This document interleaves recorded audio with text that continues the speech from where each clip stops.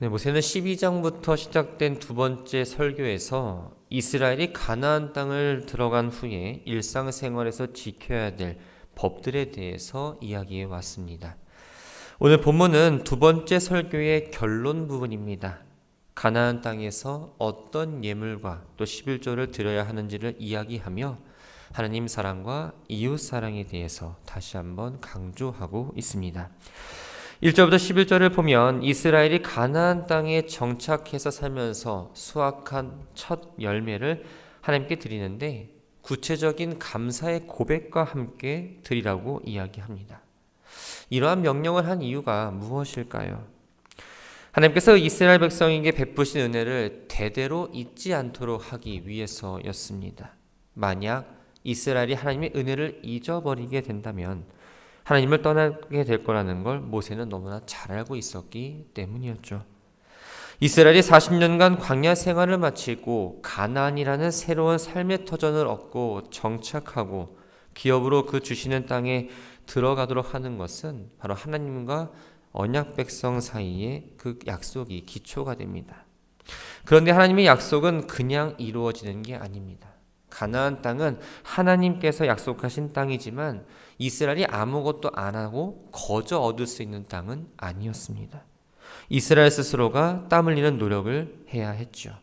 가나안 정복을 해야 했고 이 정복할 때에는 하나님의 약속을 믿고 말씀에 순종을 해야지만 그 땅을 차지할 수가 있었습니다.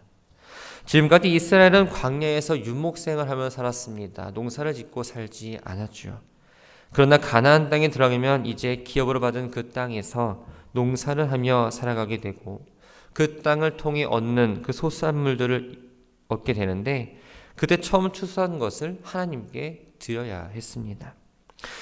만물 곧 첫 열매는 처 수확한 것 가운데에서도 가장 좋은 것을 말합니다.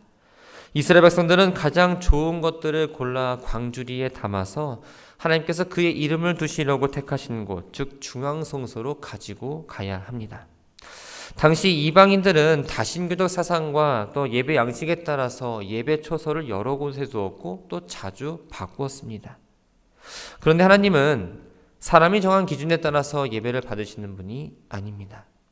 하나님은 이방 풍습을 이 이스라엘 백성들이 습득하거나 따르지 않도록 하기 위해서 특별히 한 곳을 지정해 주시고 그곳에서만 제사를 드리도록 규정해 주셨던 거지요. 당시 이스라엘 백성들이 하나님께 나아갈 때는 나의 하나님 또한 우리의 하나님이라고 표현하지 않습니다. 3절을 보면 당신의 하나님이라고 이야기합니다. 여기서 당신은 바로 제사장을 의미합니다. 백성들이 아직 하나님과 일대일적으로 온전한 관계를 맺지 못한 상태였기에 하나님과 교제하려면 반드시 하나님과 인간 사이에서 중보자 역할을 하고 있는 제사장을 통해서 해야 했습니다. 이스라엘 백성들은 이러한 신앙 고백을 하면서 나아갑니다. 3절에 내가 여호와께서 우리에게 주시겠다고 우리 조상들에게 맹세하신 땅에 이르렀다. 가나안 땅을 기업으로 주시겠다는 언약을 이루시고 그 땅을 살게 하신 하나님의 은혜에 감사하다라는 고백입니다. 이스라엘 백성의 가나안 땅에서의 첫 열매는 그들이 그 땅을 소유했다는 어떠한 상징물이 되면서 첫 열매를 드림으로써 이방인의 속박에서 벗어나 자유롭게 하나님을 섬기고 하나님 주시는 그 복을 받아 새 생명을 소유했다는 것을 증거하고 있습니다. 그런데 이 고백이라는 건 가나안 땅에 들어가서 첫 해에만 하는 게 아닙니다. 세월이 계속 흘러도 매년 이 고백을 하면서 하나님께 첫 열매를 드려야 했습니다.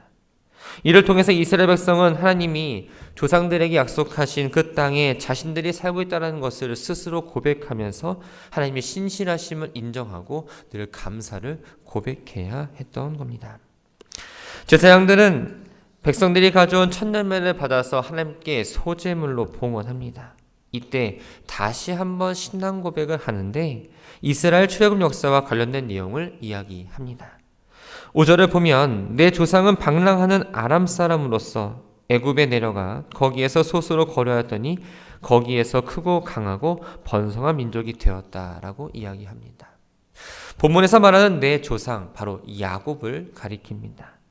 야곱이 12지파 민족의 직접적인 조상이면서 또 이스라엘이라는 민족의 이름도 야곱에서 유래되었기 때문입니다. 본문을 보면 이 야곱을 아람 사람이라고 이야기합니다. 인종상 그 사람이 아람 사람이라서가 아니라 지형적으로 아람 땅인 그 메소포타미아 지역에서 오랫동안 거주했기 때문입니다. 뿐만 아니라 이삭의 아내 리브가 즉 야곱의 외가는 바로 밧담 아람입니다. 형 에서를 피해서 외삼촌 라반의 집에 가서 20년을 살 때 그곳에서 그 라반의 두 딸인 레아와 라헬과 결혼하면서 자녀를 낳아 또한 가문을 이루었기 때문에 야곱을 아람 사람이라고 부르고 있습니다. 야곱은 밧담 아람에서 세일 또한 베델 또 브엘세바를 거치는 등 한 곳에 정착하지 못하는 나그네와 같은 떠도는 삶을 살았습니다. 그러다가 애굽의 총리였던 아들 요셉의 초청을 받아 기근을 피해서 70명의 가족을 이끌고 애굽 땅 고센 땅에 내려와 정착을 하게 되죠. 70명으로 시작한 이들은 점점 번성하게 되면서 애굽의 왕 바로는 그들을 두려워하기 시작합니다. 그리고 그들을 노예로 삼아 버리죠. 애굽에 살면서 이스라엘 백성들은 정신적으로 또한 육체적으로 많은 고통을 당했습니다. 이런 학대에 시달리자 하나님께 부르짖었죠. 하나님은 그들의 부르짖음을 들으시고 강한 손과 편팔로 애굽에서 이끌어내셨고 이스라엘에게 조상들에게 약속하신 그 가나안 땅으로 인도하고 들어가게 하셨습니다. 이스라엘 백성은 하나님의 전능하심으로 애굽에서 나오게 하시고 또한 젖과 꿀이 흐르는 가나안 땅을 주셨고 그 땅에서 나온 천년매를 가지고 하나님께 나왔다라고 고백합니다. 마치 우리가 사도신경을 통해 신앙 고백을 하는 것처럼 이들은 매년 이러한 신앙 고백을 하면서 예물을 드리고 과거의 역사와 하나님의 은혜를 되새기며 하나님과의 그 언약 관계를 더욱 견고하게 다져 나갔습니다. 이러한 신앙 고백을 마치고 나서 천년매가 놓여있는 제단을 향해 경배합니다. 그래서 경배하다라는 건 바로 엎드려 절한다는 의미가 있습니다. 11절을 보면 내 하나님 여호와께서 너와 내 집에 주신 모든 복으로 말미암아 너는 레위인과 너희 가운데 거류하는 객과 함께 즐거워하라고 이야기합니다. 너와 내 집에 주신 모든 복은 바로 이스라엘에게 하나님께서 베푸신 그 은혜를 말합니다. 특별히 가나안 땅을 주시고 풍성한 소출을 얻게 하신 것을 구체적으로 이야기하죠. 성경에서는 가나안 땅을 표현할 때 젖과 꿀이 흐르는 땅이라고 이야기합니다. 그 표현에 걸맞게 이스라엘은 가나안 땅에 정착한 이후에 이전에 누리지 못했던 정말 풍요로운 생활을 하게 됩니다. 그러나 그 가운데서도 이러한 풍요로움을 누릴 수 없는 사람들이 있었습니다. 하나님 일에 헌신되어서 자기의 기업을 소유하지 못한 레위인들이 있었고 자기 소유의 토지를 갖지 못한 채 이스라엘 공동체 안에서 함께 살아가는 이방인들도 있었습니다. 이들은 거둘 게 없었기 때문에 다른 사람들이 열매를 얻어 기뻐하고 즐거워할 때 그 즐거움에 함께 참여할 수 없었죠. 하나님께서 이 말씀을 하신 건 바로 토지 소산을 드리며 감사하는 절기에 그 토지가 없는 사람들과 함께 열매를 먹고 마시면서 즐거워하라는 이야기입니다. 그 땅에서 얻은 열매들은 그들의 노력에서 얻은 것이 아니라 하나님께서 거저 그들에게 주신 은혜라는 거죠. 그래서 그 받은 것을 가지고 소외받는 사람들 없이 다른 사람들과 함께 하나님의 은총을 함께 나누는 게 마땅하다는 것을 오늘 본문을 통해서 이야기해주고 있습니다. 12절부터 15절까지의 말씀은 안식년을 기준으로 3년마다 구제 용도로 드리는 11조 규례에 대한 이야기입니다. 구약시대는 두 종류의 11조가 있었습니다. 매년 땅의 소산과 가축의 소득에서 10분의 1을 드려 제사장과 레위인의 생계 유지를 위해 드리는 제1 11조.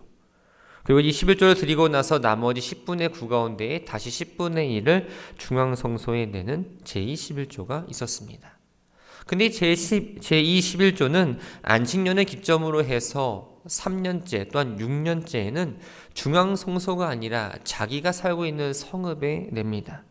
그 내어서 차곡차곡 쌓여진 것들은 바로 그 성읍에 살고 있는 레위인과 나그네 또한 고아와 과부를 돕는 구제비로 사용하였습니다. 하나님이 3년 11조를 통해서 이스라엘 사회의 소외계층을 돌보게 하십니다. 이것은 가난한 사람들을 위해 추수 때 곡식을 남겨둬라, 또 과일을 거둘 때에 남겨두라라는 명령보다 더 확실하고 구체적인 법들이었죠. 제21조를 내면서 하나님께 이렇게 아뢰입니다. 13절을 보면 내가 성물을 내 집에서 내어 레위인과 객과 과부와 과부에게 주기를 주께서 내게 명령하신 명령대로 하였사오니 내가 주의 명령을 범하지도 아니하고 잊지도 아니하였나이다. 자신의 공적을 드러내기 위한 말이 아닙니다. 하나님 앞에서 하나님 백성으로서 제가 마땅한 의무를 했습니다라는 보고의 말입니다. 하나님의 명령, 이것은 바로 레위인과 객과 고아와 과부를 돌보라는 명령을 지켰다라는 것을 말하고 있죠.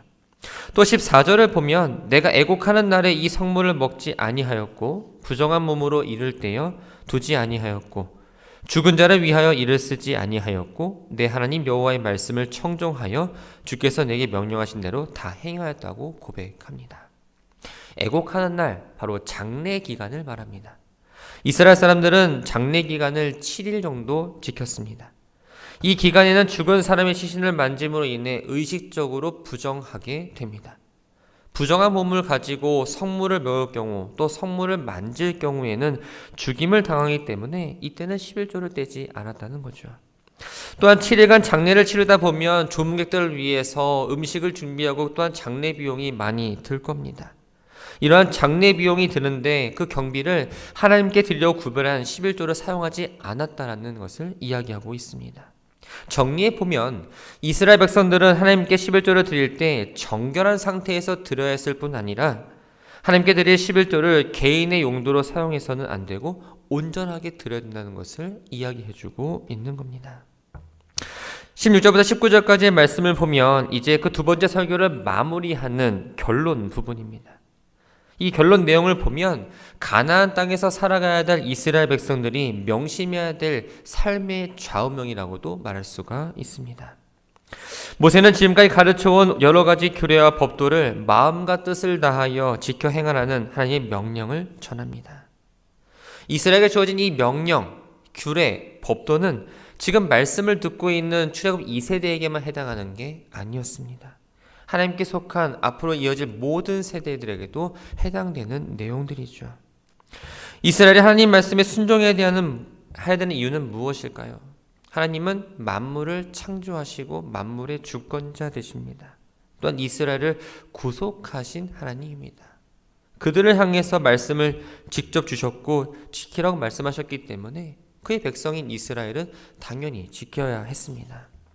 하나님 명령에 이스라엘 백성들이 취해야 될 태도는 바로 마음과 뜻을 다해서 지켜 행해야 합니다. 이 마음이라는 건 인간의 생각과 또한 의지와 감정 모든 것이 자리 잡고 있는 곳을 말합니다. 뜻은 영혼과 생명이라는 의미가 있습니다. 즉 어떤 일부분만이 아니라 내 삶에 또한 내 인격 전체가 온전히 하나님을 향하고 잠깐이 아니라 내 생명이 다하는 그날까지 하나님의 계명을 지켜 행해야 한다는 것을 이야기해주고 있습니다. 이뿐만이 아니죠. 하나님을 여호와 하나님을 한 분으로 인정하고 하나님을 내 삶의 주인 또한 인도자로 삼아서 전적으로 신뢰하며 하나님이 주권자 되심을 내 삶에서 나타내야 합니다. 이렇게 하면 하나님은 이스라엘을 보배로운 백성이 되게 하시고 모든 민족 위에 뛰어나게 하시고 찬송과 명예와 영광을 삼으시며 하나님의 거룩한 백성이 되게 하신다고 약속하십니다. 정리해서 말씀드리면 이스라엘 백성들이 하나님을 자기 하나님이라고 인정하고 하나님 백성으로서 의무를 지켜 행한다면 하나님은 이스라엘 백성들을 하나님 백성으로 인정하시고 그들에게 축복을 내려주실 거라는 의미입니다. 하나님의 규례, 하나님 말씀을 지킴으로써 유익을 얻는 쪽은 하나님이 아니라 바로 이스라엘이었습니다. 우리가 하나님을 믿고 또한 신뢰하고 하나님 명령을 지키는 것은 어느 누구의 유익 때문이 아니라 바로 내 자신의 참된 평안과 영원한 생명을 얻는 것이라는 걸 우리는 기억해야 합니다. 인간의 눈으로 보면 하나님 말씀에 순종하는 것이 손해인 것 같고 또한 희생하는 것 같고 좀 뒤처지는 것 같지만 하나님이 주시는 그 복을 충만히 누리는 길이 바로 성도의 삶이라는 것을 우리는 늘 마음에 새기며 믿음의 길을 걸어가야 합니다. 말씀을 정리합니다. 모세는 이스라엘 백성들에게 그들이 기업으로 받은 그 땅에서 수확한 첫 소산물을 하나님께 바치고 그때 하나님께서 이루신 은혜에 대해 구체적인 감사의 고백을 드리라고 이야기합니다. 구체적인 감사의 고백을 드리는 이유는 바로 하나님의 은혜를 잊지 않기 위해서였죠. 우리 역시 마찬가지입니다. 하나님이 주신 그 은혜를 잊어버리게 된다면 하나님께 감사하는 삶을 살 수 없을 뿐만 아니라 하나님을 온전히 섬기며 나아갈 수가 없습니다. 우리는 매일 또한 매주 또한 매년 반복해서 예배를 드립니다. 그러다 보니 예배가 식상하게 느껴지고 예배에 익숙해질 때가 있습니다. 그러나 하나님께서 예배를 받기를 원하시는 이유는 우리가 예배를 통해서 그 하나님의 신실하심을 기억하고 하나님의 은혜를 되새기면서 그것이 우리의 인생의 본질이 되게 하시려는 훈련이자 습관을 만들어 주시는 겁니다. 하나님의 베푸신 은혜는 반복해서 감사하고 찬양해도 지나치지 않습니다. 반복되는 감사와 그 찬양을 통해서 우리의 삶은 더 큰 은혜를 누리게 됩니다. 이스라엘 백성들이 하나님을 자기 하나님으로 인정하고 하나님의 명령과 규례와 법도를 잘 지킨다면 하나님은 그들을 하나님 백성으로 인정하시고 그들에게 복을 주시겠다고 약속하셨습니다. 하나님의 말씀을 자기 마음대로 지키거나 안 지키는 것이 아니라 마음을 다해 뜻을 다해 그것을 지키고 하나님을 인정하고 살아야 하는 것이 이스라엘의 역할이자 오늘을 살아가는 우리들에게 주어진 동일한 역할입니다. 말씀을 듣고 신앙생활을 하다 보니 머리로는 하나님의 살아계심을 인정합니다. 겉으로는 거룩해 보이고 경건하고 신실한 것처럼 보입니다. 하지만 내 마음은 하나님을 온전히 인정하지 못하고 하나님의 살아계심을 의심할 때가 있습니다. 하루하루를 허락하신 하나님의 은혜에 감사하며 하나님께 드리는 이 첫 시간 우리의 신앙을 점검하며 하루를 시작하셨으면 좋겠습니다. 내 신앙은 어떠한가? 하나님을 향한 사랑이 정말 온전한가? 하나님을 향한 그 믿음이 정말 온전하게 서 있는가? 혹 단지 교회를 오고 가는 형식적인 신앙생활을 하면서 내가 하나님을 정말 잘 믿고 있다라고 착각하고 있지는 않은가? 그렇게 합리화시키고 있지 않은가? 내 신앙생활은 반쪽짜리 신앙생활은 아닌가를 점검하시면서 오늘 하루를 살아가시기 바랍니다. 하나님께서 나를 보실 때 뭔가 바리새인과 서기관 같은 모습이 아니라 내 전제를 다 드렸을 때 기뻐 받으실 수 있는 믿음의 소유자들이 되어야 합니다. 우리는 하나님과 언약 관계에 있는 백성들입니다. 하나님의 언약을 깨트리지 마시고 겉으로만 거룩한 신앙인이 아니라 정말 하나님의 은혜를 깨닫고 주신 것에 감사하며 그 마음을 가지고 오늘 하나를 살아내는 우리 모두가 되기를 주님의 이름으로 축원합니다. 광고 말씀드립니다. 김인숙 권사님 부군 되시는 우리 김국태 선생님께서 오늘 오전 11시 머리 시술 받으십니다. 뇌경색으로 입원하셨는데 시술을 받으신다고 하니까 이 시술이 잘 될 수 있도록 함께 기도해 주시기를 부탁드립니다. 기도합니다.